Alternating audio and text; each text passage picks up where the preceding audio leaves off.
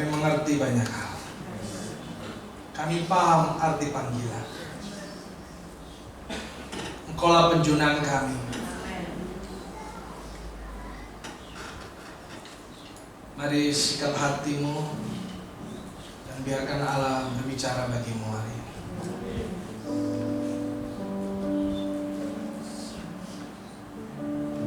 Kami kumpulan orang fana malam ini, Bapak. Dengan kemah jasmani ini Tuhan, kami seret sampai pada di tempat ini hanya demi satu, karena Engkaulah Yesus Tuhan dan Juru Selamat kami. Apa arti hidup kami, Tuhan? Sebab kami tahu kebenaran, maka kami siap mendengar apa yang Kau harus katakan. Yakobus berkata bahwa kami ini debu, kami ini uap yang sebentar kelihatan lalu lenyap. Bahkan dikatakan kami ini seperti rumput, Tuhan. Tapi hari ini kami mengerti firman-Mu, sehingga kami boleh bertumbuh di tanah yang gersang. Kamilah buah bakung itu, Bapa. Kamilah perjanjian ini, ya Tuhan. Kamilah anak titisan sorga-Mu yang berkumpul malam hari ini. Engkau buat kami, Tuhan Yesus, menjadi orang yang terpanggil. Lalu Engkau mulai bawa kami untuk menjadi orang yang dipilih. Dan hari ini kami duduk di sini. Dari semua yang dipilih, rupanya Kau pakai kami menjadi orang yang terpilih, Tuhan, untuk melakukan perkara-perkara yang ajaib, untuk mentransformasi kebenaran firman-Mu, sehingga apa yang kami ikat di dunia ini terikat pula di sorga. Bahkan apa yang kami lepas pun juga terlepas di sorga. Terima kasih Kau beri kami otoritas. Terima kasih Kau beri kami kemampuan dan kekuatan yang baru. Buat Roh Kudus yang ada dalam hati kami terus menyala-nyala, tidak pernah redup. Bahkan dengan situasi apapun tidak pernah mati. Kami akan terus tetap bersinar dan terus tetap menyala dan terus menerangi kota kami dalam nama Yesus, Tuhan. Kota Bayi Sandereme Kumada Yosika Laku Mana Kiruma Yosama Dabaradaba Karikalaya Borema. Ini Tuhan kami sampai di hadapan-Mu, dan biarkanlah sampai ini memuliakan nama-Mu. Biarlah sampai ini Tuhan menyatakan kebenaran-Mu dan kebesaran-Mu atas negeri ini, sehingga negeri ini melihat kami bukan lagi kami, tapi Yesus yang ada dalam hidup kami. Terus menyala, terus bersinar, terus bertransformasi. Kuasa mujizatnya mengalir keras dalam nama Tuhan Yesus. Terjadilah dalam hidup kami.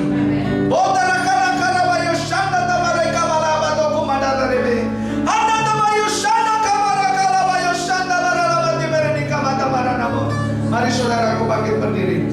Ya Tuhan, ku percaya,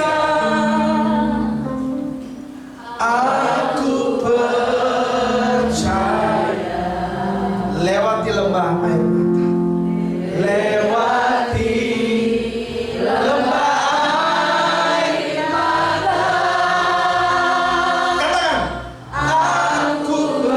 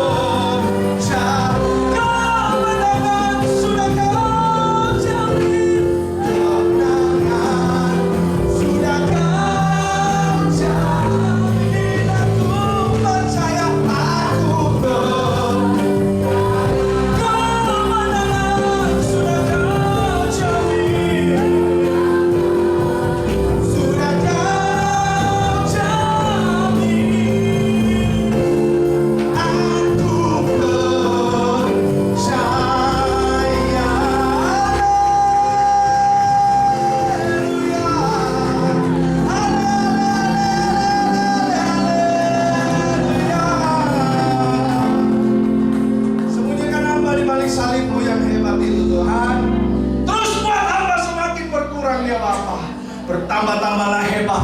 Percayalah atasku ya Tuhan, dan berbicaralah, hamba dan seluruh pasukan di tempat ini siap mendengar. Hanya di dalam nama-Mu nyatalah kuasa mujizat-Mu. Kami terima dalam nama Tuhan Yesus. Roh Kudus berkarya, transformasi pikiran kami, translate seluruh pengertian kami, dan tafsirkan semua kebenaran itu satu persatu hari ini di tempat ini. Tilik kami Bapa, dalam nama Tuhan Yesus. Amin.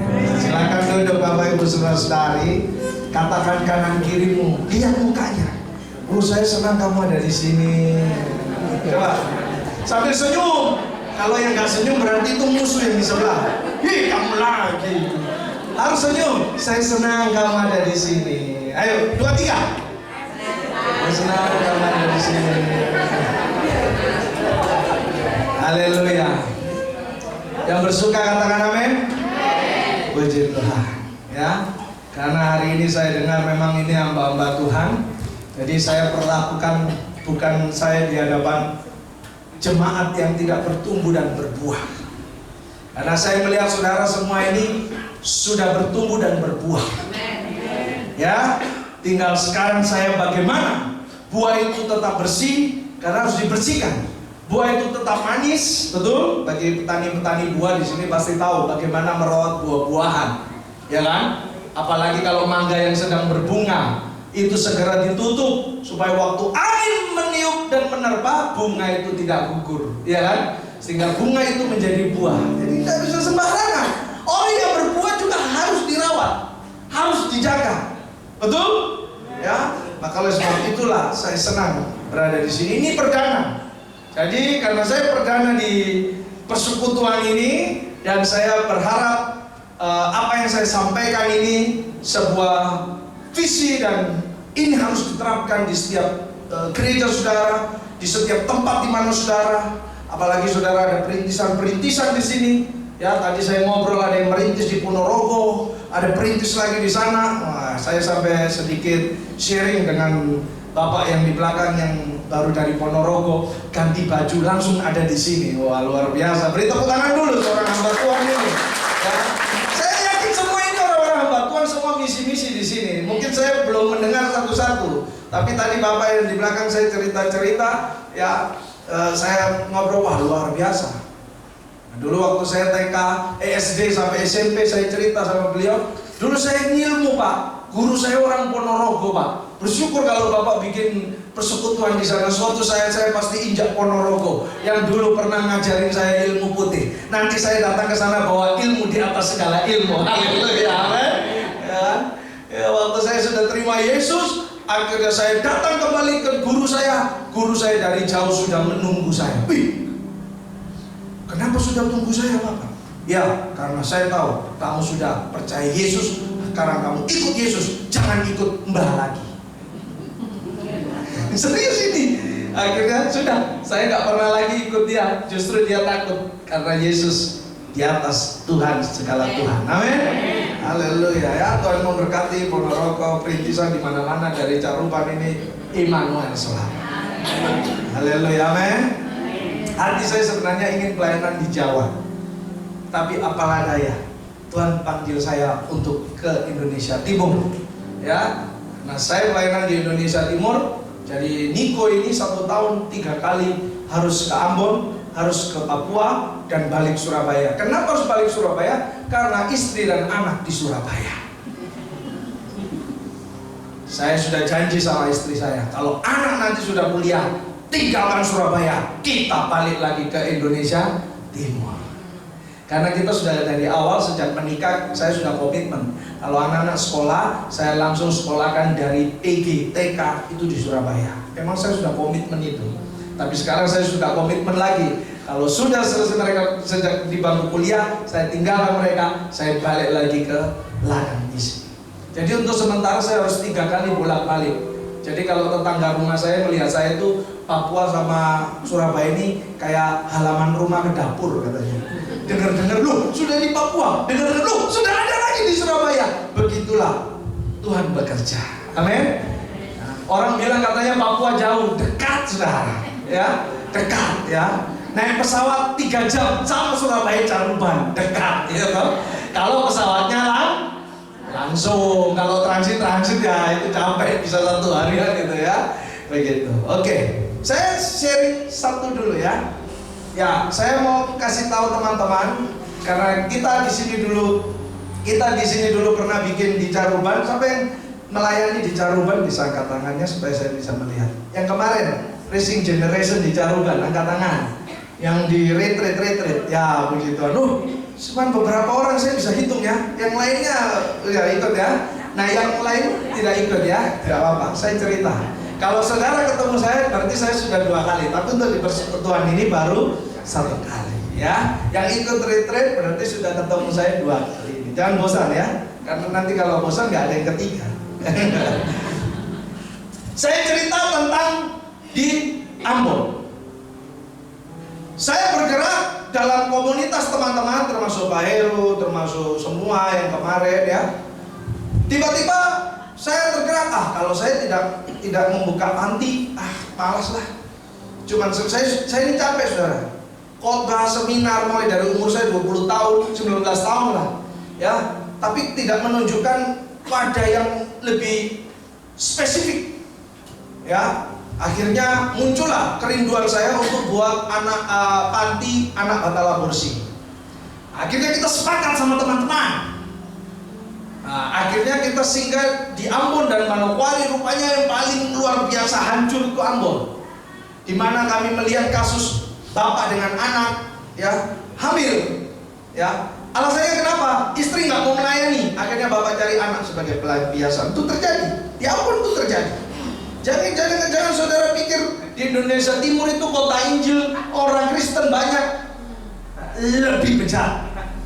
Itu kasar sudah itu. Tapi saya bilang lebih bejat. Saya pun sendiri merasa melihat itu mau muntah, dengar saja mau muntah, ya kan? Apa yang terjadi? Bahkan saya pernah melayani seorang anak HIV/AIDS. Kenapa HIV/AIDS? Karena dari bapaknya. Kenapa bapaknya tularkan ke anaknya lewat seks? Karena mamanya nggak mau kena HIV/AIDS. Akhirnya dia lari ke anaknya. Anaknya tidak tahu kalau bapaknya HIV. Akhirnya anaknya pun kena HIV. Kami layani anaknya sampai anaknya meninggal dunia. Ini yang saya paling benci. Bapaknya belum meninggal, anaknya meninggal. Iya. HIV dari bapaknya, anaknya meninggal duluan. Saya nangis di bawah kaki Tuhan. Dan beberapa bulan kemudian bapaknya meninggal. Tangisan saya terlampiaskan. Iya sudah, serius saya bilang. Bukan saya mau mendoakan dia mati, tidak. Tapi sangat brengsek saya melihat itu. Itu terjadi. Maka oleh sebab itulah kami berkumpul dengan anak-anak yang setia mau lihat perubahan kota Ambon. Muncullah Rumah Harapan ini, anak batal aborsi. Dan kami pikir, lalu saya bingung namanya apa. Lalu saya serahkan teman-teman PIC untuk cari nama, cari wajah Tuhan. Akhirnya muncullah nama Tabita. Nah kebetulan kan ada Ibu Tabita di sini ya. Pastor, bagaimana kalau nama Tabita? Kalau memang Tuhan sudah kasih, buka. Akhirnya langsung ke notaris, bikin yayasan Tabita. Dan muncullah Rumah Harapan Tabita. Nah ini anak-anaknya ini bukan anak-anak download dari Google, ini anak asli ya. Ini anak asli yang kita rawat sampai hari ini. Yang pertama itu yang pakai baju pink pasti namanya Tabita, karena dia anak pertama dari yayasan kami. Kasih nama sesuai dengan yayasan kita, maka kasih kita nama anak pertama Tabita.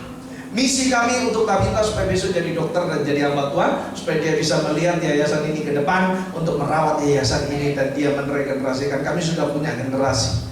Dan Tabita ini anak korban hubungan marriage by accident. Artinya bahwa hamil di luar nikah, tapi anak perempuan ini di bawah umur, dan laki-laki ini tidak mau bertanggung jawab. Dan orang tua dari perempuan ini juga ingin anak itu digugurkan. Kami konselingi, dia bukan orang Kristen. Kami konselingi, dia dari suku Bugis, orang Makassar, suku Bugis, tapi bukan orang Makassar, orang Bugisnya, tapi tinggal di Makassar. Konselingi, tangani, oke, siap dilahirkan dan siap anak itu kami ambil. Dan puji Tuhan, terselamatkanlah anak itu maka kami beri nama Tabita. Tepuk tangan dulu untuk Tuhan Yesus. Itu kemenangan dong. Kalau saudara hari ini bisa memenangkan satu jiwa untuk Yesus, ya kami sekarang mulai belajar memenangkan satu janin untuk Yesus. Coba bayangkan, ya kan? Sebab Yeremia katakan apa? 1 ayat 5, sebelum dalam kandungan aku sudah mengenal kamu. Jadi saya tahu Tabita ini sudah dikenal oleh Bapa di sorga. Hanya kehadiran dia ke dunia ini rumit, paham? Complicated. Sama seperti yang khotbah ini. Orangnya rumit dan complicated, dan dilayakkan Tuhan untuk berdiri dan jadi berkat. Amin. Di dalam Yesus itu tidak peduli latar belakangmu. Hari ini kita semua sama. Betul? Ya, gak ada bedanya. Jangan tanya orang tua saya, karena saya pun tidak tahu siapa bapak saya. Serius saya bilang. Apakah masih hidup, pastor? Masih hidup bapak saya. Istrinya pun saya tahu dengar-dengar, tapi belum tahu wujud aslinya, belum lihat begitu. Ya, mama saya yang tidak pernah tinggal dan membesarkan saya, sekarang sudah punya anak lebih dari saya, punya suami, dia tinggalkan anaknya, dia tinggalkan suaminya, dia lari ke rumah saya. Coba bayangkan, Tuhan cobaan apa lagi ini?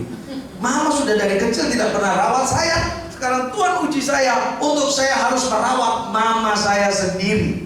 Mama punya suami, pulang sudah. Mama mau cerai saya. So tua mama, so ada cucu masih mau cerai. Coba bayangkan. Mama mau start berapa kali lagi, mau target berapa laki-laki lagi. Ya kan? Mama saya itu hebat, saudara. Dalam dunia pernikahan itu dia ahlinya.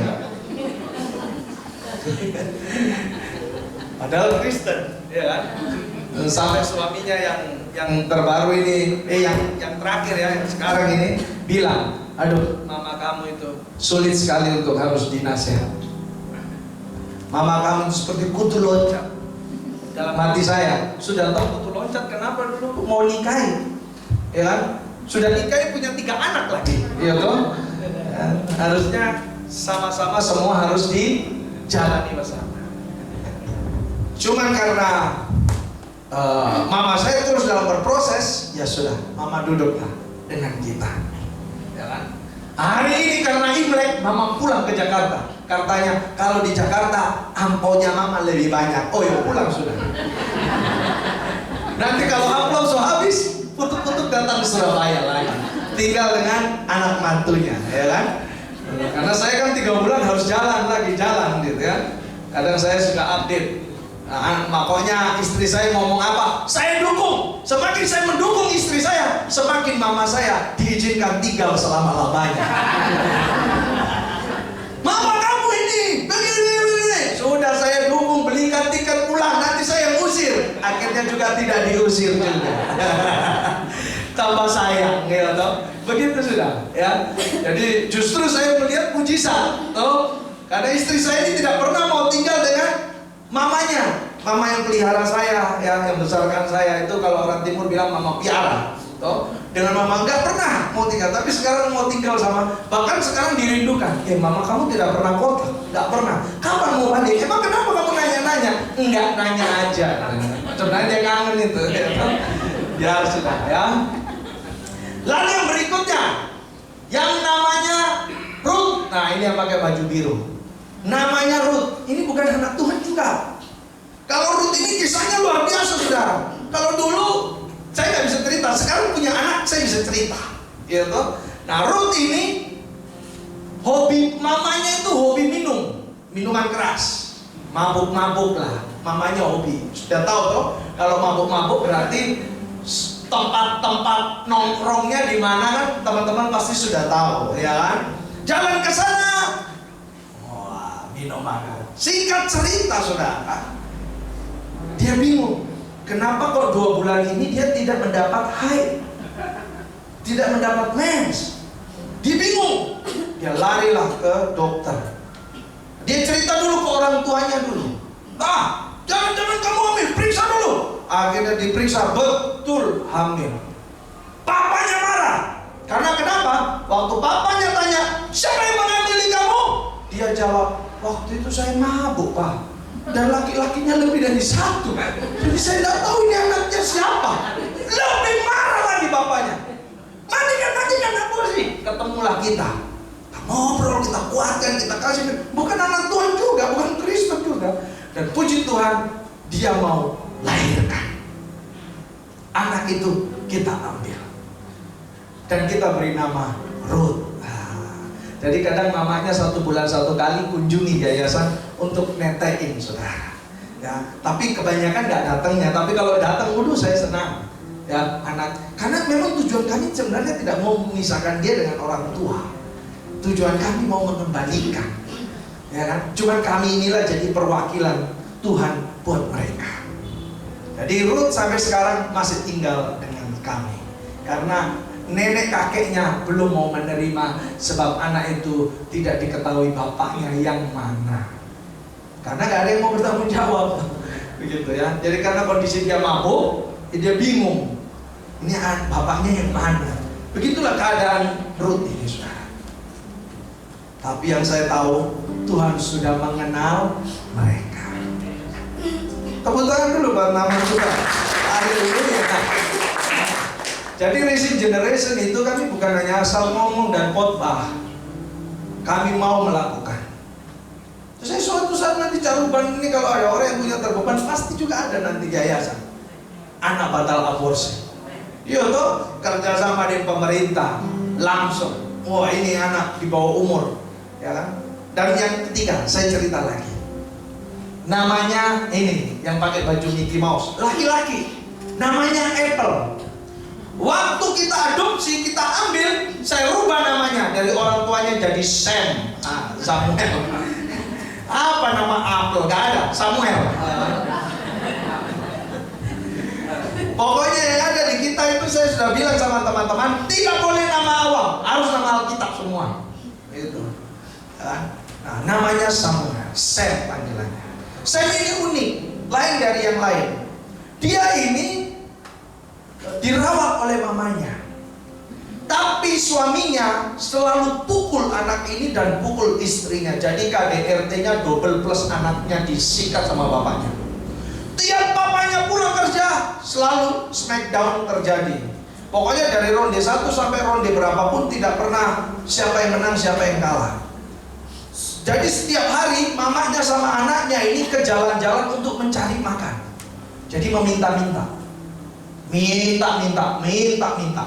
Nah, anaknya ini mengais kayak ayam. Mana yang bisa dimakan di jalan, dimakan. Kayak kecil karena nggak tahu.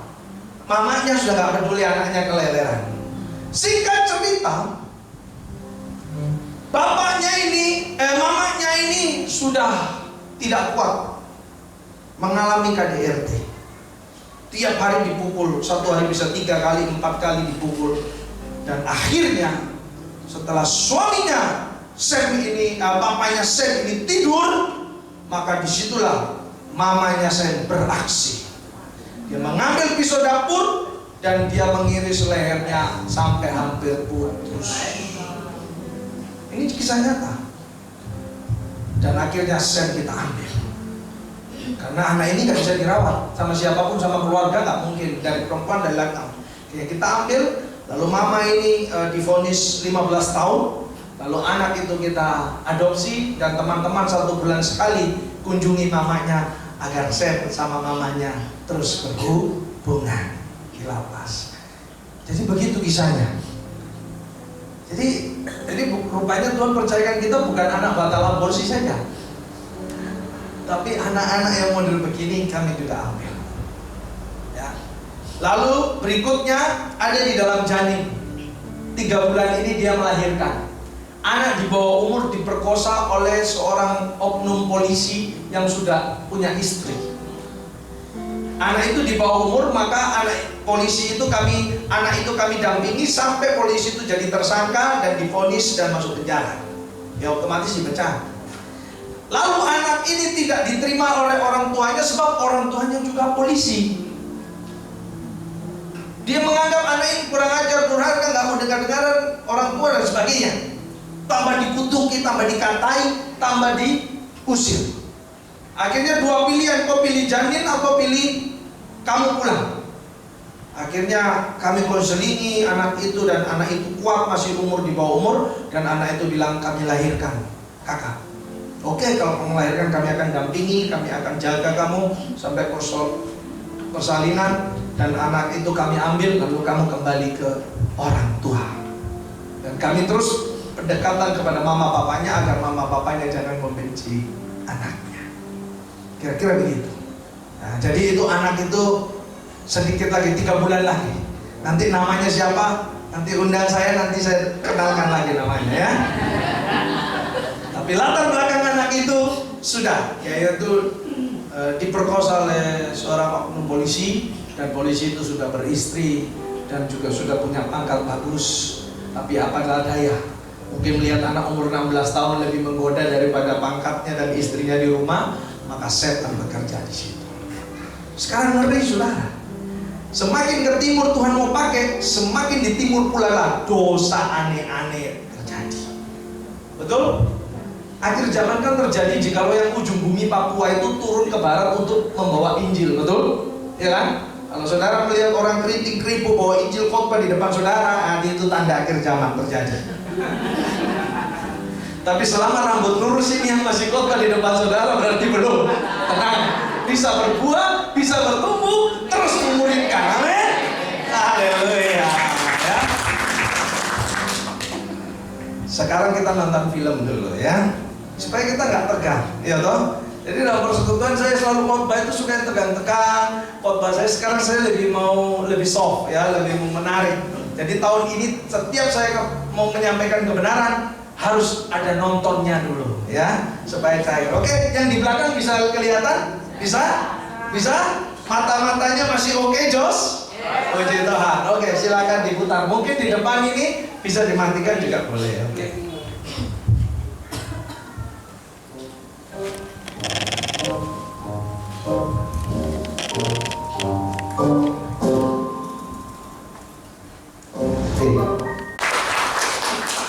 Saudara, kita ini di posisi yang tidak main-main. Di posisi yang bagaimana kita ini melihat seperti Tuhan melihat. Bukan lagi melihat seperti yang kita lihat. Karena di dalam poin untuk supaya kita bisa mendengar suara Tuhan, saudara harus memposisikan diri itu di posisi Tuhan, supaya dia bisa melihat kita dari atas dan tidak ada bedanya saudara dengan saya. Jangan saudara bilang saya hebat, saya punya yayasan di Manokwari, saya punya yayasan, bahkan sekarang dipercayakan panti, belum lagi jadi dewan-dewan pembina yayasan dan dewan-dewan pembina persekutuan doa, belum lagi ada gereja yang saya rintis, ada 3 denominasi yang saya rintis. Nah, bingung saudara, bagi orang yang orang gereja bingung bagaimana seorang bisa merintis 3 denominasi. Ini saya serius bilang. Saya punya pelayanan pastoral. Di dalam misi pastoral saya ini punya pengajaran apostolik. Dan gereja yang mau di dalam pembinaan apostolik yang saya mau bina, itu wajib untuk saya menjadi pembina di gereja itu. Dan saya tidak mau seminar. Banyak hamba-hamba Tuhan, bahkan di Gresik, mereka baik mengatasnamakan Bama, mengatasnamakan BKAG, mengatasnamakan apapun, dia minta seminar apostolik, saya nggak mau. Karena apostolik itu bicara pembinaan, bukan pengajaran. Apa itu apostolik? Pelayanan rasuli. Nah, akhirnya saudara ada 3 gereja, sekarang 4. Karena GBDI kemarin mendaftar. Mau Pak untuk diapostolikan. Nah, maka sekarang saya ada GESBA, ada JKI, ada GBI, ada GBDI. Saya yang menjadi pembina gereja apostoliknya. Ya, untuk gereja di kalangan Indonesia Timur. Dan rupanya saya diizinkan Tuhan untuk punya 1 di Gresik. Dan sekarang sudah berdiri GBDI. Ya, di Gresik sana. Kenapa saya harus ada di situ? Karena di situ mayoritas bukan anak Tuhan. Jadi Tuhan utus saya sebagai laskar Kristus. Maka oleh sebab itu saya berdiri di situ, dan hari ini mereka sudah launching gedung baru lebih layak seperti ini luasnya gerejanya, ya. Dan sudah punya gedung baru dan pemerintah kasih sumbang LCD dan sebagainya. Luar biasa Tuhan bekerja. Ya. Saudara, jadi saya ini Bukan hanya pelayanan OIPOMENE, tapi saya pun merintis gereja-gereja dan saya bina mereka. Sampai mereka terus merintis dan multiplikasi. Hari ini saya target JKI untuk di mana ini, di Ambon, untuk kurang 2 lagi gereja, maka sudah ada kantor BPD. Target 2 gereja lagi, jadi sudah ada 4, kurang 2 lagi target BPD. Jadi kalau seandainya saya ini mau sok-sokan gereja, saya bisa jadi ketua sinode hari ini. Nah, serius saya bilang, serius saya bilang. Saya lebih sudah ada 15 gereja, tapi saya tahu dulu saya fanatik untuk satu denominasi. Setelah Tuhan kasih saya ilmu, Tuhan kasih saya pengalaman rohani, Tuhan masukkan saya lebih dalam hadirat Allah. Disitulah saya baru tahu ilmu saya ini tidak boleh untuk satu denominasi gereja. Harus semua gereja apostolik semua. Harus semua gereja tunduk dalam pengajaran Rasul-Rasul Kristus. Haleluya, amin. Nah, itu seperti Bapak yang di belakang saya cerita-cerita, dia di Ponorogo untuk merintis sebuah persekutuan, boleh tidak rumah ini. Itu jiwa apostoliknya sudah ada. Itulah yang disebut apostolik. Jiwa rasulinya sudah ada. Saya yakin saudara-saudara hari ini merintis sudah punya spirit itu.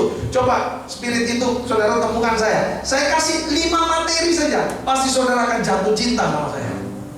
Iya, saya kasih 5 materi apostolik, jatuh cinta pasti sama saya. Makanya saya bilang sama Pak Musa, kalau lain kali saya datang ke sini, agendakan saya leadership training, ya kan? Supaya langsung rapel 4 hari, 3 hari, boom, langsung leadership training.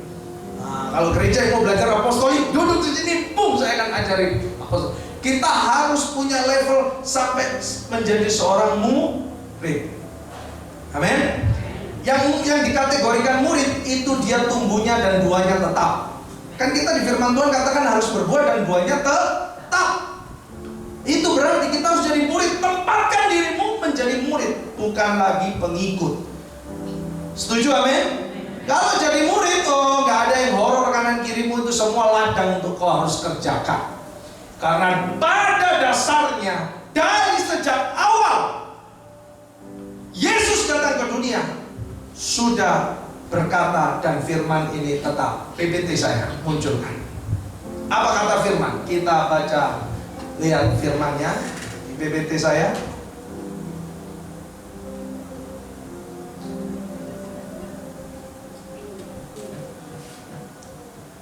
Ya, PPT saya.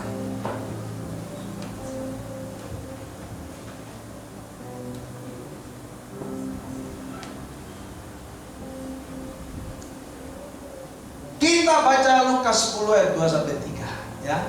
Mungkin yang di belakang bisa lihat, kita baca bersama. 2, 3. Katanya kepada mereka, tuai yang memang banyak, tetapi pekerja. Karena itu, mintalah kepada Tuhan yang punya tuaian, supaya ia mengirimkan pekerja untuk. Yang B katakan apa? Pergilah, sesungguhnya aku memutus kamu seperti anak domba ke tengah-tengah. Apa yang buat Samuel ini dengar suara Tuhan? Pergi. Apa yang Yeremia dengar suara Tuhan? Pergi. Ini aku Tuhan utuslah. Betul? Ya, pergi. Dan versi kita sekarang sudah beda. Versi kita sekarang kalau dulu, ini Samuel ini bapak ibunya jelas. Zaman dulu sebelum firman itu jadi manusia, dia tidak sembarangan memilih orang. Bisa. Harus hierarki keturunannya itu murni imam. Yohanes Pembaptis pun dari keturunan Zakaria, murni imam. Gak boleh sembarangan. Gak bisa. Sebelum firman itu jadi manusia dan diberi nama Yesus, kita ini golongan orang-orang najis, gak bisa, gak masuk kategori imamat rajani, gak masuk, gak termasuk. Kita ini tetap jadi budak seumur hidup. Tapi setelah firman itu menjadi manusia, transformasi surga berbeda. Reformasi besar-besaran. Yang harusnya firman itu jadi manusia, yang harusnya murid pertama Yesus, kalau kita kenal di dalam Alkitab, harusnya Nikodemus. Nah, yang berdiri di sini Nikodemus ini. Orang Farisi, pintar, kaya, punya pengaruh di Pontius Pilatus. Kalau nggak punya pengaruh, nggak mungkin dia bisa turun ketemu Pontius Pilatus untuk minta turunkan Yesus di kayu salib. Izin untuk menurunkan. Ayo, contoh. Hari ini kalau saya ketemu wali kota, saya orang sembarangan atau tidak? Tidak. Ini orang pilihan ini, sampai wali kota aja dia bisa datangin. Demikian Nikodemus, bukan orang sembarangan itu. Pengaruhnya besar. Tapi dia meminta izin menurunkan Yesus. Diizinkanlah. Ya. Apa yang saya mau kasih tahu di sini? Yesus memilih Petrus. Apa kata Petrus? Tinggalkan aku. Aku orang setelah melihat mujizat ikan. Dia pilih siapa? Pemungut cukai, Matius. Dia pilih siapa lagi, saudara? Bukan anak-anak dalam keturunan imam, bukan. Tapi ditetapkan menjadi rasul. Sekarang saudara mau lari dari panggilannya seperti apa? Sekarang Niko gak mau dengar suara Tuhan dan tidak mau melakukan. Apa alasanmu? Karena Yesus datang ke dunia. Nah, kenapa film itu saya putar? Karena sekarang saudara harus melihat perspektif mata Tuhan, bukan mata saudara. Amin, saudara? Kalau dibilang layak, saya tidak layak. Saya orang Rising Generation. Kemarin saya sudah sharing, ya kan?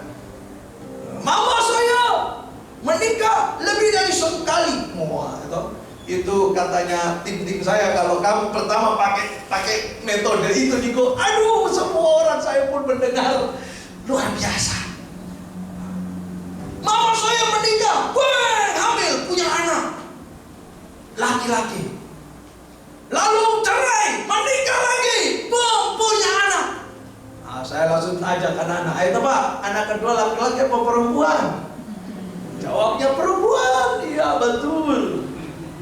Cerai lagi, menikah lagi, punya anak. Nah, ini anaknya laki-laki apa perempuan? Oh, laki-laki, perempuan. Oh, begitu semua. Muncul anak yang berikutnya perempuan. Lalu cerai lagi, tiba-tiba hamil. Lalu melahirkan. Ayo, anaknya laki-laki atau perempuan?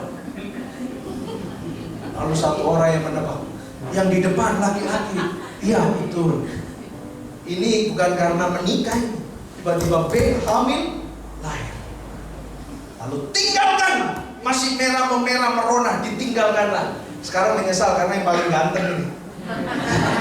Makanya masa tuanya mama mau tinggal dengan anak yang paling ganteng, paling cakep, anak mami yang paling cakep. Ya, rayu terus mama supaya betah tinggal. Ya kan? Lahir saya.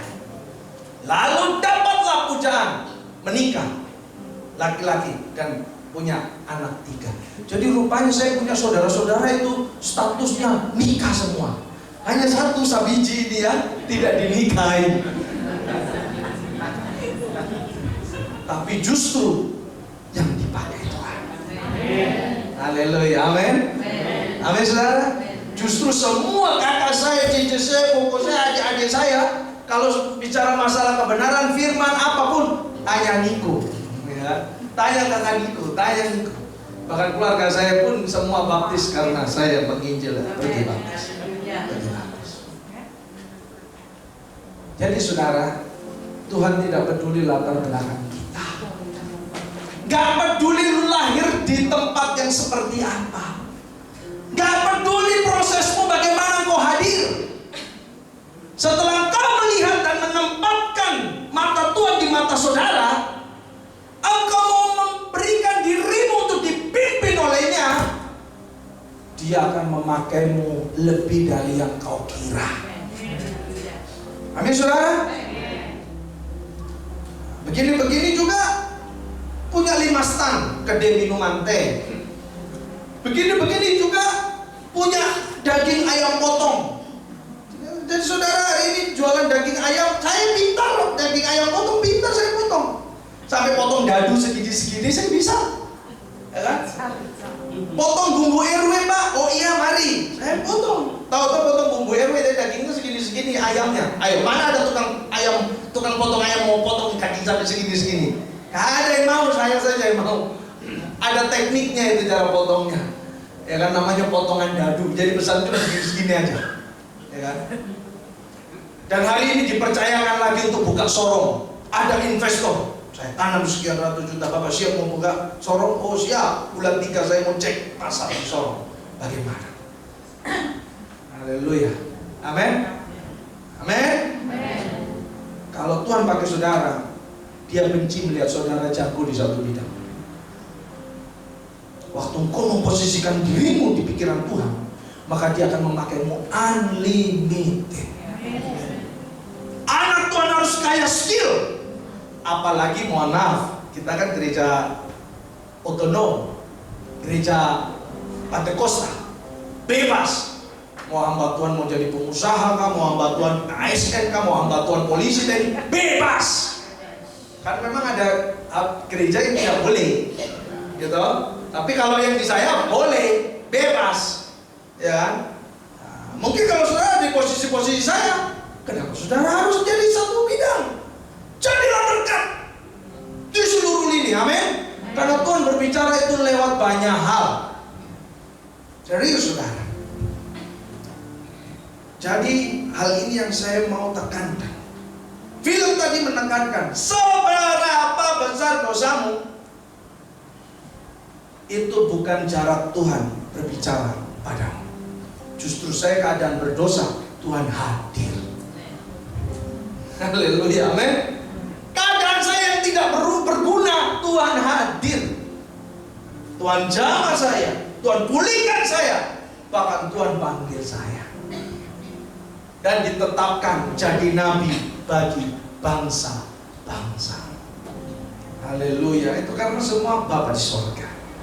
Itu karena semua Tuhan yang punya. Jadi saya ingin teman-teman pahami bahwa kalau Tuhan berbicara, Dia akan kejar kamu sampai engkau menggenapi visi. Tak kecuali engkau sudah di dalam dosa dan tidak mengingat Dia lagi.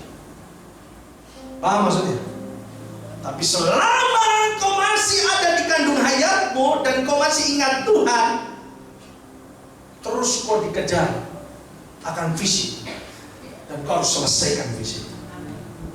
Saudara nggak bisa lari kemana-mana. Serius saudara. Karena Tuhan mau kau berbuah. Tuhan punya mimpi bahwa rumahmu di sana itu Tuhan sudah insinyur, sudah gambarkan bahwa rumahmu sebesar ini, segede ini, semewah ini, sehebat ini. Makanya Tuhan bekerja untuk mengejarmu, mendapatkanmu. Karena firman-Nya katakan di dalam Yesus, firman berkata, bukan kamu lagi yang memilih aku yang pilih kamu. Kamu mau jatuh dosa di mana? Aku ada di situ untuk kirim kamu keluar. Bapa kita ini luar biasa, saudara. Dia bukan ala-ala yang lain sana. Waktu kau murtad, Dia akan membencimu bila perlu kamu dimatikan. Tapi di dalam Yesus kau murtad, Dia cari, kejar kamu. Dan Dia akan mendapatkan kamu. SMP ketangkap 2 kali karena narkoba. Pakai narkoba, jual narkoba, sampai pasien overdosis mati. Seperti tadi filmnya. Temanku OD meninggal dunia karena overdosis. Saya punya pasien pelanggan narkoba mati sampai overdosis. Bahkan ada yang masuk rumah sakit jiwa karena sudah terlalu banyak zat adiktif di dalam. Kalau secara manusia saya ini sudah, lebih baik mati. Mungkin kalau Alkitab katakan anak Niko ini lebih baik ikat jangkar, jangan batu. Ikat jangkar kapal yang paling berat tuh, kasih masuk di segitiga Bermuda sana. Mungkin begitu, lebih sadis, dijamin pasti mati, gitu kan? Tapi tidak. Yesus datang, selamatkan saya. Jadi saya berubah ini, puji Tuhan, tidak pakai rehabilitasi narkoba. Kakak saya 3 kali rehabilitasi, belum juga lepas dari narkoba. 10 kali masih masuk penjara, belum juga terlepas dari narkoba. Tapi setelah saya berdoa dan berpuasa 3 bulan, cinta mula-mula masuk, akhirnya lebih memilih pelayanan di penjara-penjara. Karena saya dulu lebih banyak tua di penjara dari muda, sekarang saya mau melayani di penjara-penjara. Untuk menggerakkan seseorang berubah, kalau nggak bisa dengan perkataan, cukup doa dan puasa. Nggak usah diajari kalau di rumah Tabita sudah pakar kalau masalah doa dan puasa. Amin. Amin. Aminnya cuma satu. Curiga saya. Saya curiga itu. Tidak. Katakan kanan kirimu. Haleluya, kamu luar biasa. Katakan, haleluya, kamu luar biasa. Besok puasa ya, 1 minggu ya.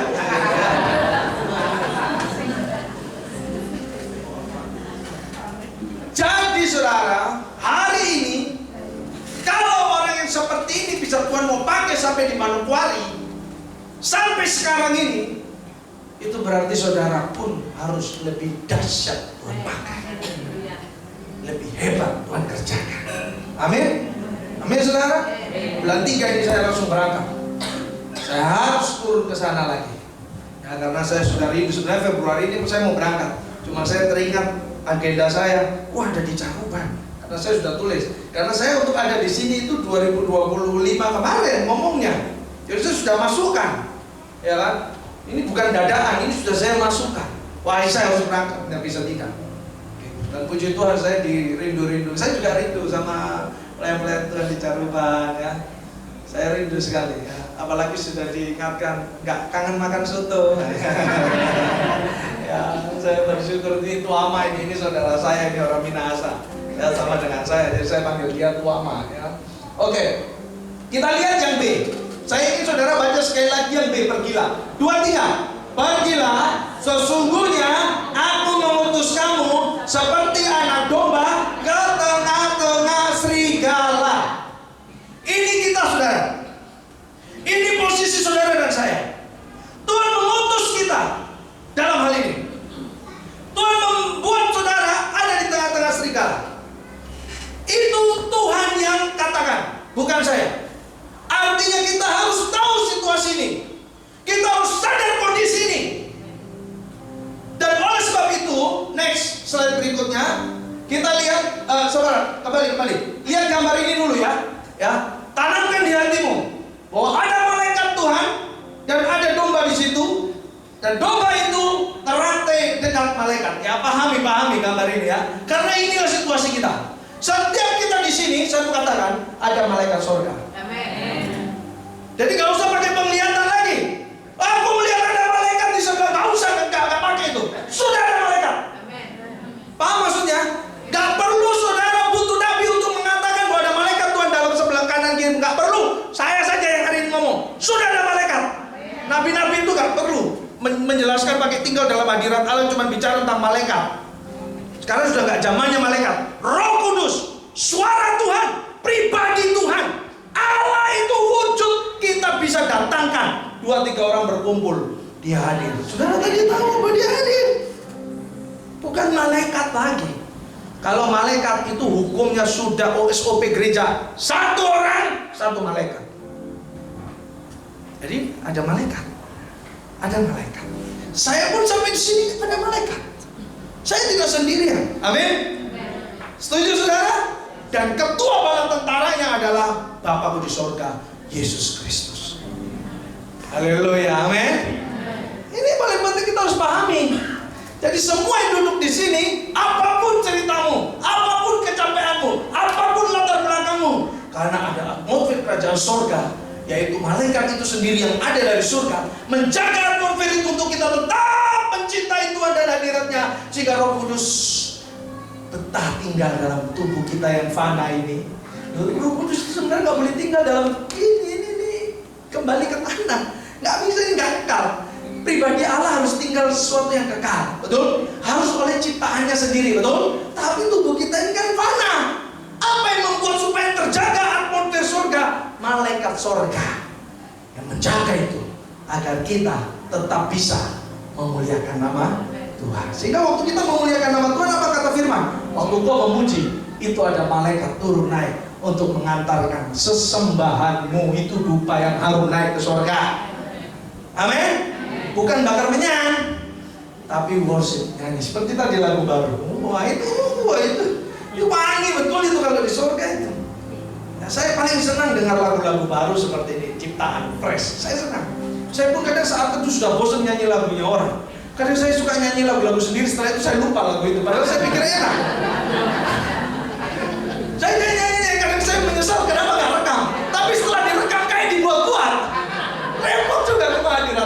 luar biasa, amin. Jadi saya belum sampai untuk merekam dari hasil saya, belum sampai. Jadi kalau saya nyembah ngalir tiba-tiba ada nyanyian baru, sudahlah, biar sudah. Masa saya, muncul nyanyian baru, saya rekam dulu, baru nyanyi, itu hilang sudah nyanyian. Ya. Kembali lagi kepada firman. Ini posisi kita, oke? Dan kita next, lihat PPT berikutnya. Domba sebagai simbol orang percaya. Tuhan Yesus, Tuhan yang kita sembah pun mengatakan bahwa dialah anak domba Allah. Dan dia mengajar kita. Dan lihat, kenapa selalu bilang domba? Domba itu selalu bergantung dan membutuhkan arahan. Jadi hari ini saudara, meskipun seperti ini, saya punya pemimpin rohani. Meskipun pemimpin rohani saya itu tidak layak memimpin saya, tapi saya harus angkat tongkat dan menyerahkan kepada dia. Serius saudara. Wah Niko, kalau menurut pengalaman kamu, aku nggak cocok jadi pemimpinmu. Kamu cocoknya jadi partnerku, no. Dalam prinsip domba harus ada gembala. Nih, kalau memang nggak layak nih, saya ini tongkat nih, saya serahkan. Pukul saya kalau saya salah, tegur saya, dan jangan sembunyi-sembunyi di belakang, karena saya suka teguran yang nyata. Dan saya punya pemimpin rohani. Jadi saya bergantung juga. Saya butuh arahan dia juga. Saya butuh juga teguran kebenaran firman lewat dia. Dan itulah posisi kita. Dua, domba itu bernilai dan berharga. Pertama, susunya. Kedua, kulit bulunya. Ketiga, dagingnya berharga semua, betul? Ya kan? Gak ada yang terbuang. Semuanya terpakai. Dan ketiga, domba itu beda dari kambing. Dia itu punya murni, kemurnian. Sikapnya itu mau diajar, mau tunduk dengan gembala, mau dengar arahan, gak mengeluh, gak merasa marah, gak jengkel. Pokoknya dia ikut aja. Mau di mana gembalanya bawa, ikut aja, ya kan? Terus dia tunduk dan mengikuti. Di matanya domba yang dia tahu cuman hijau, yaitu rumput. Dan kesukaan domba itu rumput yang berembun. Makanya anak-anak Tuhan diajarkan saat teduh di pagi hari, karena rumputnya selalu berembun. Hadirat Allah selalu penuh dengan kesegaran. Nah kalau di sini kan masih lihat gunung-gunung, ya kan? Kalau saya di Papua baru saya lihat gunung karena rumah saya di atas gunung. Kalau di Ambon sama kalau di Ambon di pinggir pantai, jadi panas. Kalau di Surabaya, apalagi saudara, ya nggak usah dibilang lagi panasnya, ya kan? Ya, jadi di gunung enak, sejuk. Bahkan saya kalau disuruh berdoa, saya lebih suka berdoa di Manokwari karena tempat tinggal saya di atas gunung, ya kan? Enak, bersih. Meskipun dekat dengan OPM tapi bersih, gitu, ya kan? Meskipun dekat dengan mereka yang suka tinggal di atas gunung-gunung, tapi saya disayang, saya dicinta sama mereka. Karena kenapa? Karena selalu bikin pengobatan gratis, bikin sembako gratis, bikin kadang anak-anak kecil kalau saya ada berkat, saya kasih ampau mereka 50.000. Mereka bawa pulang, mama saya dikasih kakak pastor, mama saya dikasih, nangis orang tuanya. Seumur-umur anak saya gak ada yang pernah kasih uang. Coba ya kan? Baru kali ini ada orang kasih uang anak saya. Orang tuanya, mamanya bisa nangis gara-gara saya ngasih uang. Saya pernah kasih uang yang baru, 5.000 yang gambar baru, yang dulu, belum yang lama, yang baru. Dibuang sama mereka, bukan karena mereka nggak suka uang, karena mereka nggak tahu kalau itu uang. Jadi mereka taunya uang itu yang lama-lama. Jadi saya nggak berani kasih yang gambar, apalagi ada uang baru nanti keluar. Saya nggak berani kasih ke mereka. Karena kenapa? Dibuang.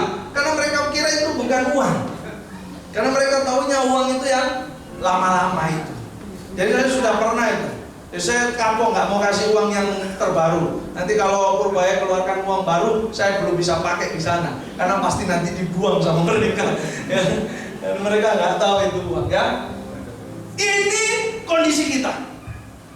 Ini kita di hadapan Tuhan. Ini status kita. Bahwa kita ini orang yang berharga, kita ini harus bergantung, dan firman Tuhan, agar doa-doa kita terus dijawab, dan kita harus tunduk dan mengikuti. Ya, ini sikap kita. Oke, saudara? Ini posisi kita. Tapi di dalam posisi ini ada dua sikap Tuhan yang berbeda.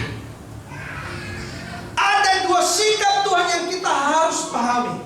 Siapa kita hari ini di hadapan Tuhan? Sikap yang pertama, mari kita lihat. Next. Sikap yang pertama di Matius 18 ayat 12 sampai 14. Matius 18 ayat 12 sampai 14. Di situ firman Tuhan katakan, bisa dibuka? Bantu saya. Ya. Matius pasal 18.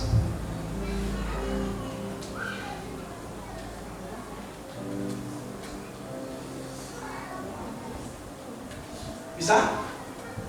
Kalau tidak bisa, ya nanti ada, Alkitabnya ada.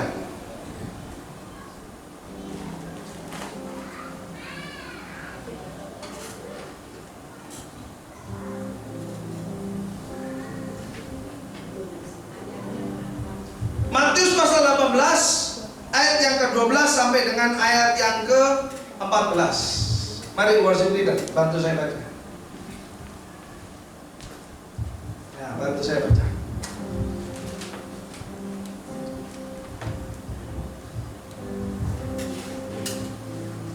Ya. Oke. Perumpamaan tentang domba yang hilang. Ayat 12. Bagaimana pendapatmu jika seorang mempunyai 100 ekor domba dan seekor di antaranya sesat? Tidakkah ia akan meninggalkan yang 99 ekor di pegunungan dan pergi mencari yang sesat itu? Dan aku berkata kepadamu, sesungguhnya jika ia berhasil menemukannya, lebih besar kegembiraannya atas yang seekor itu daripada atas yang ke-99 ekor yang tidak sesat. Demikian juga Bapamu yang di surga tidak menghendaki supaya seorang pun dari anak-anak ini hilang. Poin yang pertama yang saya mau sampaikan, terima kasih, saya duduk, bahwa gembala ini akan meninggalkan 99 dan mencari yang sesat itu. Saya mau sampaikan kepada Bapak Ibu Saudara-saudari, arti kata sesat adalah yang tadi yang kita baca. Ya, pertama, dia tidak mau diarahkan. Kedua, dia tidak tahu kalau dia bernilai di hadapan Tuhan. Ketiga, dia nggak ngerti kalau dia berharga dan bisa dipakai Tuhan hebat. Keempat, dia nggak sadar kalau dia ini harus setiap hari mendengar firman-Nya, harus setiap hari mendengar nasihat kebenaran firman-Nya. Yesus akan mencari kamu dan akan mendapatkan kamu, saudara. Kalau Yesus Tuhan bisa datangi hidup saya yang seperti ini, apalagi saudara. Atau mungkin saudara hampir sama seperti saya. Saya jamin Tuhan hadir juga datangi saudara. Amin, saudara. Saya ini awal pelayanan belajar dari seorang pendoa. Ibu rohani saya pertama seorang pendoa profetik. Dan saya akhirnya ketularan suka berdoa. Bahkan saya masuk dalam dimensi roh karena saya ini suka roh-rohan. Nah, buktinya SMP saya sudah punya guru orang Ponorogo kan, ngilmu putih kan. Jadi saya sudah suka. Apalagi saya Margawowor, keturunan dari Tuama Minahasa. Itu saya ini selalu memulai adat-adat istiadat yang dari suku Minahasa harus dari Margawowor. Wowor itu artinya obat tersohor. Artinya orang kalau ketemu kami pasti sembuh. Nah, itu zaman dulu. Jadi nenek moyang kami ini juga datangkan, sanggup bisa datangkan roh-roh. Bahkan ada guru saya orang Ponorogo ini, waktu itu teman saya ini kuliah, saya SD kelas 6 mungkin, kelas 5 atau kelas 6. Niko temenin saya dong kemana? Sudahlah temenin dulu. Saya nggak tahu kalau dia ini pergi ke paranormal, ilmu putih ini. Saya baru tahu kalau dia ilmu hitam, ilmu putih. Nah, waktu saya duduk di situ. Nah, waktu saya nemenin dia berdiskusi dengan dukun itu. Tiba-tiba dukun itu kerasukan. Lalu tiba-tiba dukun itu lihat saya, pegang tangan, artinya minta salaman. Saya langsung takut. Salaman no.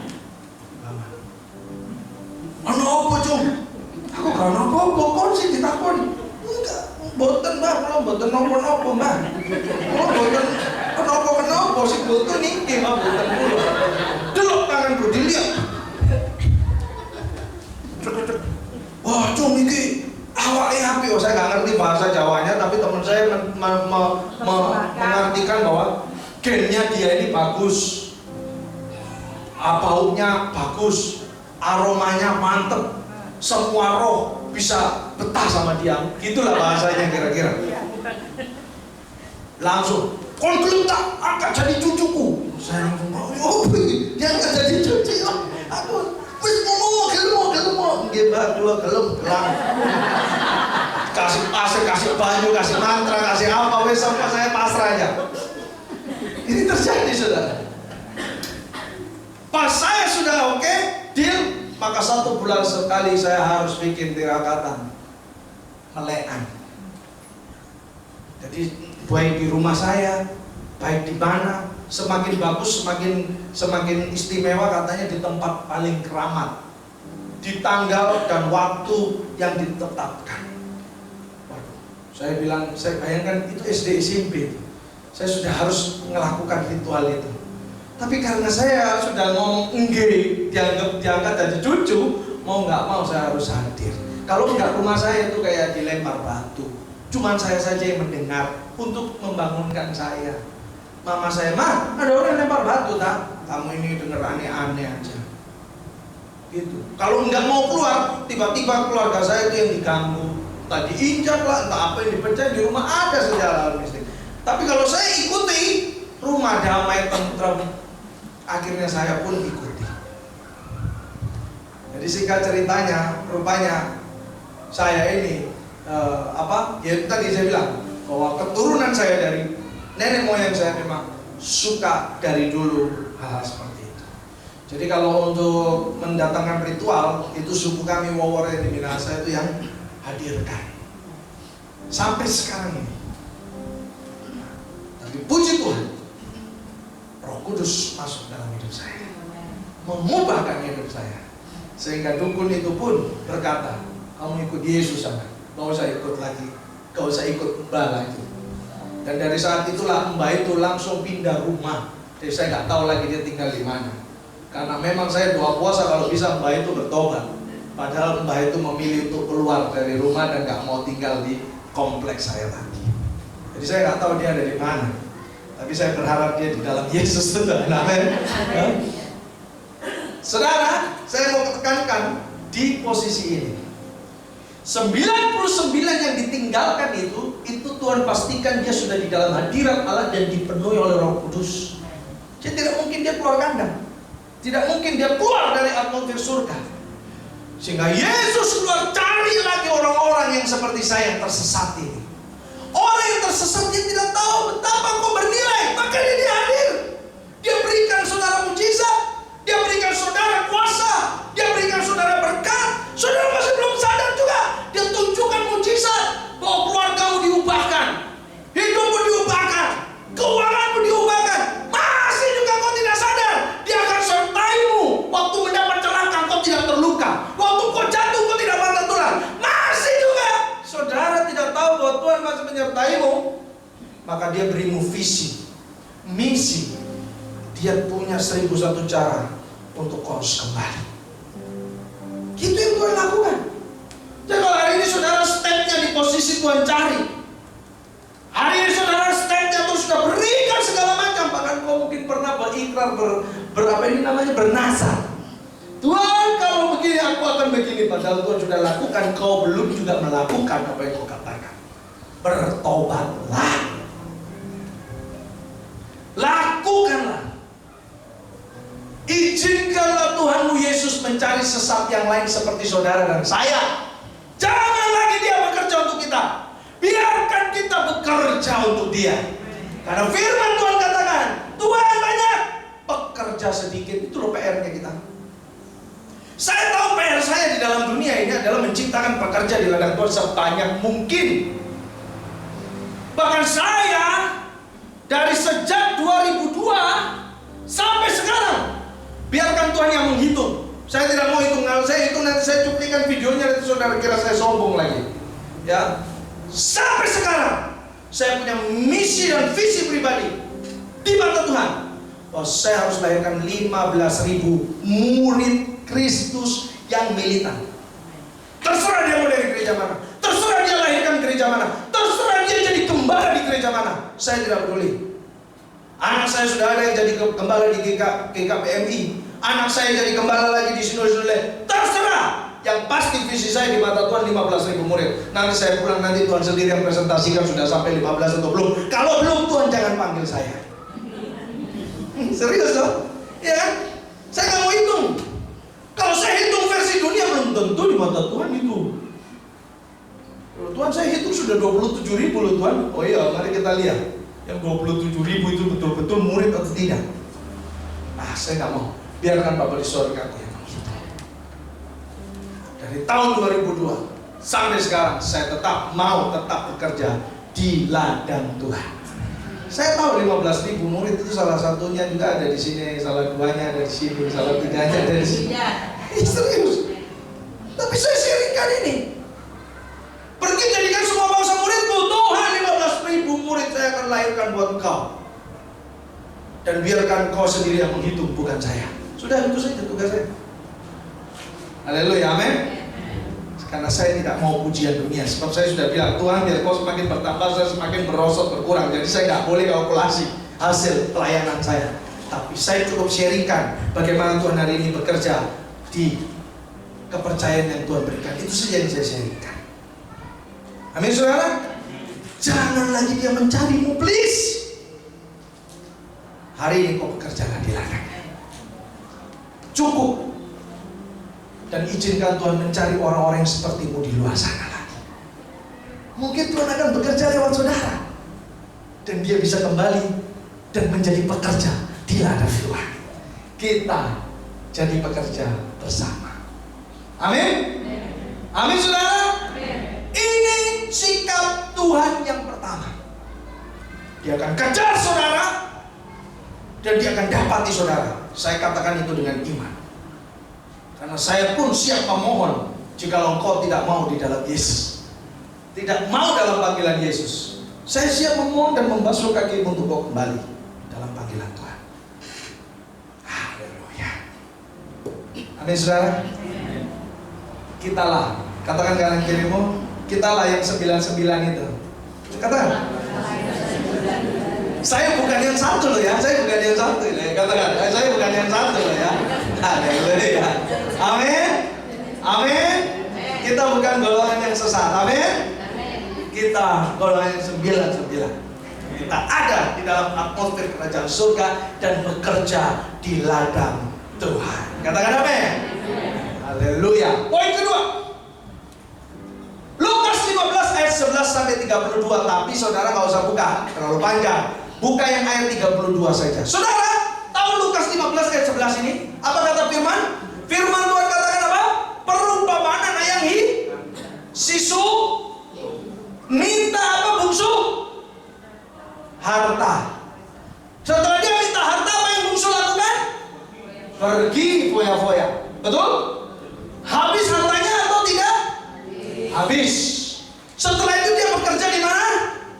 Kandang babi. Bahkan dia mau makan ampas babi, makanan sisanya babi. Jadi babi itu kan kalau makan kan suka berantakan. Nggak bisa satu piring bersih, itu nggak bisa.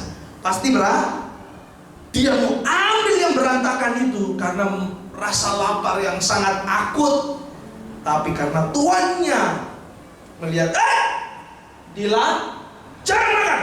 Kalau kamu makan, maka saya punya babi. Kalau 3 berarti 4 tambah sama kamu. Jadi jangan kamu tambah beban. Mungkin tuannya bilang begitu, ya kan? Ini makanan khusus untuk 3 ekor, tidak tambah 1 ekor kamu lagi.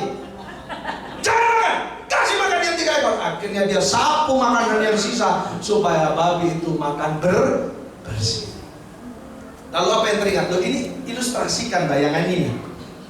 Lalu dia teringat, aduh, di rumah bapakku banyak upahan, tenaga upahan, betul? Kenapa aku harus ada di sini? Aku pulang saja. Nah, ini dia mendramatisir ini. Aku pulang saja, lalu aku akan bersujud jadi ini kayak contoh, saudara, coba berdiri. Ini perumpamaan ini. Namamu siapa?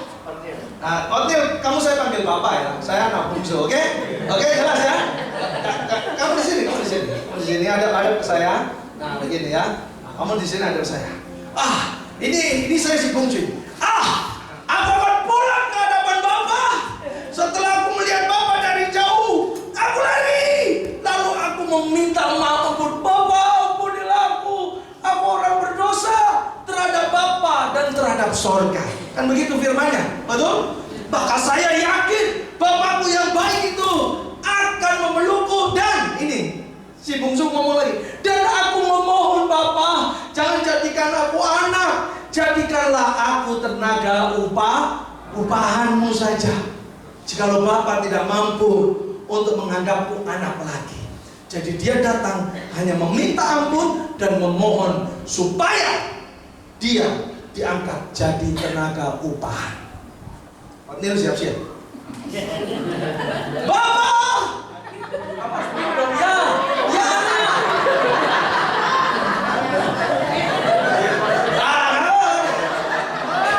Dramanya harus jalan.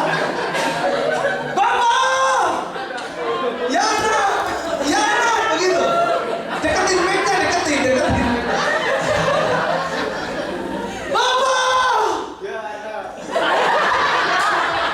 Oh Bapak, ampunilah aku Bapak. Aku orang berdosa. Ampunilah aku Bapak. Aku berdosa terhadap Bapak dan terhadap surga. Bapak ampuni aku. Lalu Otil bilang sama hamba-hamba, hamba-hambaku, bilang begitu. Bilang, hamba-hambaku, lihatlah anakku yang lama hilang telah kembali. Ambillah jubah, sepatu dan cincin. Cepatlah lekas kemari. nah itu sikap Bapak, betul? Bahkan Otil angkat saya berdiri. Berdirilah anak. Berdirilah anakku. Pakaikan saya yang tadi kamu minta, jubah. Bapak sudah ambil jubah kan? Nah, jubahnya pakaikan ke saya. Ilustrasi. Ya, pakaikan jubahnya. Ya, pakai ini saja. Begini. Ini jubah anakku. Ini jubah anakku.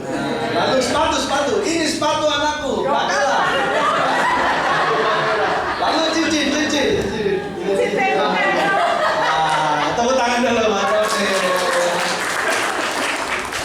Nanti lain kali teman-teman di PTK ada drama-drama begitu ya, supaya nggak tegang ya kalau begitulah gambaran. Jadi rupanya Bapak ini mengangkat dia kembali jadi apa? Jadi hamba dengan anak ini beda. Saya nggak cerita ke situ dulu, tapi saya cerita di sini dulu. Tapi sikap Bapak yang kedua ini beda. Apa bedanya? Dia menunggu. Dia tidak mencari. Dia tidak mencari seperti yang tadi pertama. Karena dia menunggu. Jadi saudara, berarti si bungsu ini tidak sesat. Betul. Bungsu meskipun dia menyakiti hati Bapak dengan sikapnya, tapi Bapak tahu. Dia tahu jalan pulang. Dia tahu bagaimana dia datang kepada saya. Dia tahu bagaimana tinggal dalam hadirat Allah. Dia tahu bagaimana dia tahu firman Tuhan. Dia tahu untuk berbicara kebenaran. Teman saya minum mabuk, kacau balau. Saya nasihati firman. Yang itu saya sudah tahu. Saya ngomong kau harus kembali. Yang itu juga saya sudah tahu. Bahkan ada lagi, Niko, jangan kau nasihati saya dengan firman.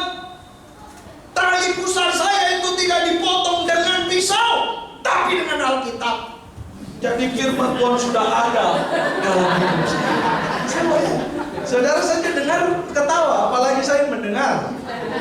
Itu kisah nyata. Itu di timur itu lebih nyata. Serius saudara. Begitu.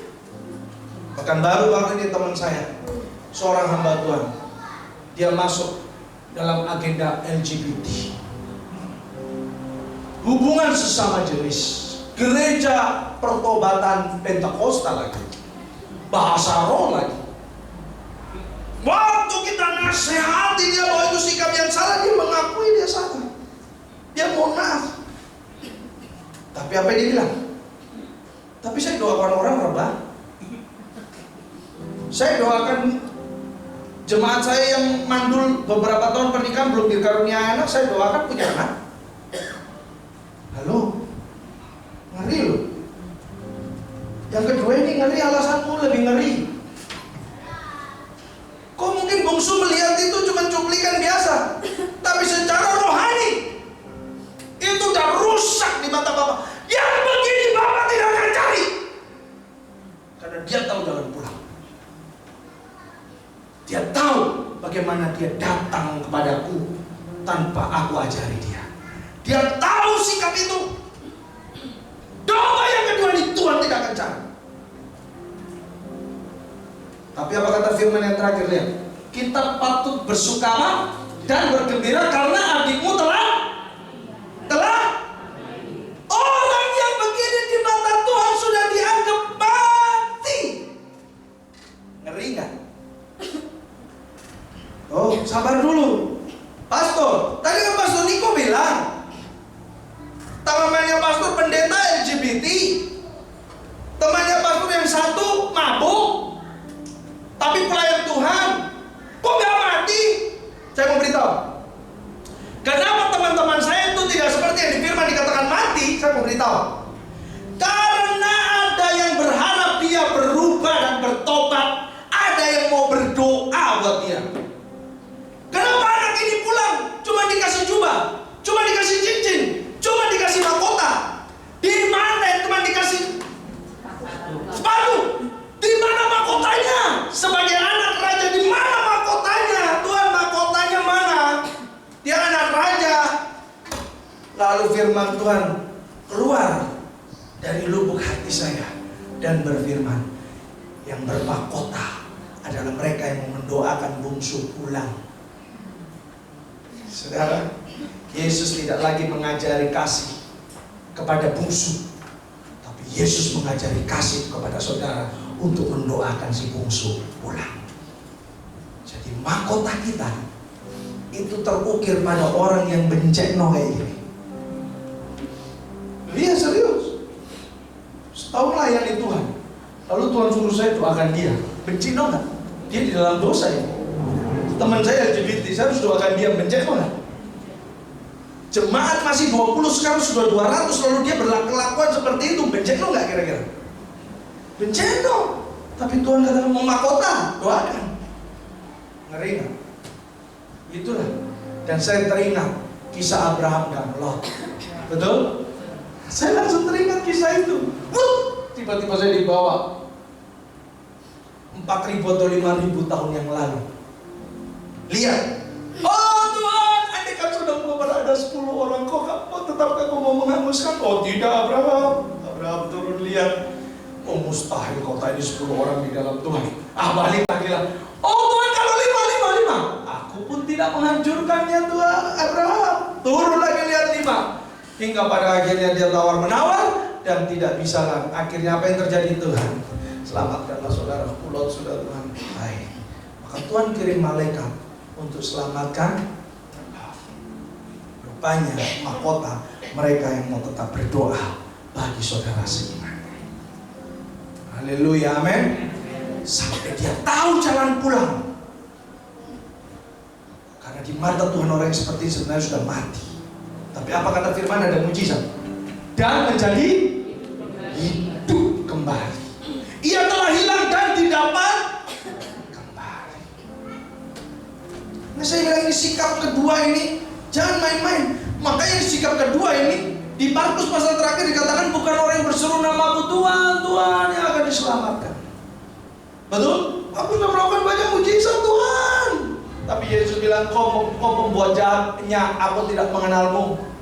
Jadi artinya saudara, kalau kita dalam keadaan berdosa ini sudah tahu melayani Tuhan, sudah tahu kebenaran, sudah tahu belajar Alkitab, mungkin ada lulusan teologi ya. Kalau kau belajar semua itu dan kau melihat dan kau melakukan dan mujizat menyertaimu, di dalam dosa pun mujizat menyertaimu, saya memberitahu, engkau bilangan orang yang harusnya paham bahwa Yesus itu tidak bisa membohongi dirinya sendiri. Engkau minta dalam namanya, dia akan turun memberikannya. Betul? Betul saudara? Dia nggak bisa membohongi dirinya karena dia bukan berdusta. Tapi kalau kau akui itu perbuatanmu, disitulah letak kesalahan kita. Hari ini kalau saya berdiri di sini, saya bisa melakukan banyak hal. Itu bukan karena saya, karena 100% itu Yesus Tuhan. 0, sekian ini tubuh saya saja yang dilayakkan untuk bisa ada di Caruban. Seperti itu saudara gambarannya. Poin kedua ini, posisi di mana saudara berada. Jikalau kau lari dari panggilannya, atau kau sedang dalam panggilan dan kau tidak berbalik dari jalanmu yang jahat, hari ini saatnya kau kembali untuk didapatinya hidup kembali. Tuhan paling benci pada orang yang mati dalam keadaan berdosa. Saya pun di depan ini saudara, nggak ada jaminan untuk saya bisa hidup di dalam keadaan baik-baik saja. Tapi saya akan menjaga diri saya dan banyak menciptakan rekan-rekan yang berdoa buat saya, supaya saya tetap ada di dalam hadirat Tuhan. Amin. Supaya saya betul-betul terlindungi. Paulus saja minta didoakan terus, Petrus saja minta didoakan terus. Betul? Meskipun Roh Kudus sudah bekerja dalam hidup kita, tapi kita terus tetap didoakan. Jadi saya lebih suka orang yang berdoa. Saya punya pendoa rutin buat saya, dan tiap hari nama saya disebut, ya, dan wajib disebut. Termasuk anak biologisnya, turunannya Kiai Tunggul Wulung. Nah itu rasulnya orang Jawa itu, ya kan? Doakan saya sampai sekarang. Bangga didoakan keturunan rasul Jawa, bangga saya. Saya akan doakan terus adik Niko. Wah, senang saya, ya. Sehingga saya dijaga secara atmosfer hadirat Allah. Amin saudara. Saya bisa berdiri kuat, saya sadar, karena saya selalu ada yang mendoakan. Ya saudara, jangan main-main. Karena pendoa itu mahkota, betul? Pendoa itu mahkota. Saudara, ini kalau dipanggil Tuhan jadi pendoa, mahkota, bukan jubah lagi.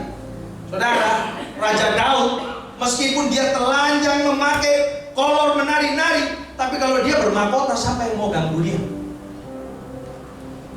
Dia gak perlu jubah yang mewah, cukup mahkota di atas kepala. Siapa yang tidak hormat sama dia? Betul? Orang tetap hormat dan respect meskipun dia adalah orang gila, katanya begitu kan? Tapi apa yang terjadi? Keturunan Daud sampai sekarang pun menjadi bilangan yang patut diperhitungkan. Makanya sekarang Benyamin, ya kan? Itu yang sampai sekarang yang terus ada. Memang sekarang dipakai terus keturunan Daud. Dari hierarki terus, karena keturunan inilah yang bisa membuat bangsa Israel semakin jaya. Saya mau sharing ini dan tekankan buat saudara, di mana posisi saudara. Hari ini saya yakin saudara sudah dengar suara Tuhan, tapi hari ini izinkan Tuhan membuat saudara untuk kembali menghidupi apa yang Tuhan inginkan di dalam hatimu, dan lakukan itu. Karena Tuhan inginkan lewat kehidupanmu banyak orang mengalami Kristus. Amin. Amin saudara. Hari ini kalau kita diluputkan oleh celaka, itu berarti ada orang yang mendoakan saudara. Hari ini dalam keadaan dosa, kita hari ini masih duduk dengar firman Tuhan, itu karena ada yang berdoa untuk saudara. Apapun hari ini, termasuk keluarga saya, dan sebagian belum bertobat, saya doakan terus, karena dia ini di mata Tuhan sudah mati, tapi saya ingin dia didapati hidup kembali. Saya kepingin lihat teman-teman saya ini yang sudah di dalam Tuhan, melayani Tuhan ini, aduh, Tuhan sudah jatuh dalam dosa. Saya doakan terus supaya dia kembali didapati Tuhan hidup, dan saya pulang dengan mahkota. Amin saudara. Amin saudara. Sikap ini yang kita harus miliki. Di mana kau saudara? Kau domba yang harus dicarikan, atau kau domba yang harus pulang sendiri? Kau akan melihat itu. Saya ingin memutar video, tapi waktu tidak bisa. Ada domba yang terhilang selama 7 tahun lamanya. Tiba-tiba dia pulang ke kandang dan ketemu kembali kepada gembala. Ini domba yang asli, bukan domba-dombaan. Dan ada filmnya itu. Dan saya, wah ini bagus ini, tapi waktu tidak bisa. Ya. Ini yang saya mau kasih tahu. Saya putar film yang tadi pertama itu supaya saudara tahu, jangan melihat dosa di dalam pikiran dan mata. Karena Tuhan melihat semuanya sama. Engkau datang, Dia ampuni. Bungsu pulang, beres masalah. Tuhan gak perhitungkan selama kita hidup di dunia. Tuhan tidak perhitungkan dosamu. Justru sebaliknya, Dia panggil hamba-hambanya, pakaikan dia jubah. Bahkan dia ambil jubah, dia pakaikan. Sepatu dia pakaikan. Cincin dia pakaikan. Pertama kali kamu mendapati Bapa, Dia sudah hadiahi kamu otoritas dan jubah kekudusan. Haleluya. Amin. Panggil kepada